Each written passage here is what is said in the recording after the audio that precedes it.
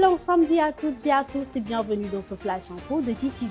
Lors de sa conférence de presse tenue vendredi, le député Birame Oulda a déclaré que l'appel au dialogue politique lancé par le président Razouani vise à ouvrir la voie pour un troisième mandat. Birame a confirmé que le président cherchait à exclure l'opposition du dialogue, balisant la voie pour arriver à cette fin. Une des raisons de son refus d'y participer. Dans son rapport annuel 2025, le département d'État américain a salué les mesures mises en place par la Mauritanie pour renforcer la transparence financière. Cependant, le rapport a souligné d'importantes lacunes liées au manque de données suffisantes sur la dette souveraine et celle des grandes entreprises publiques. Il a en outre estimé que combler ces lacunes serait une étape essentielle vers une plus grande transparence.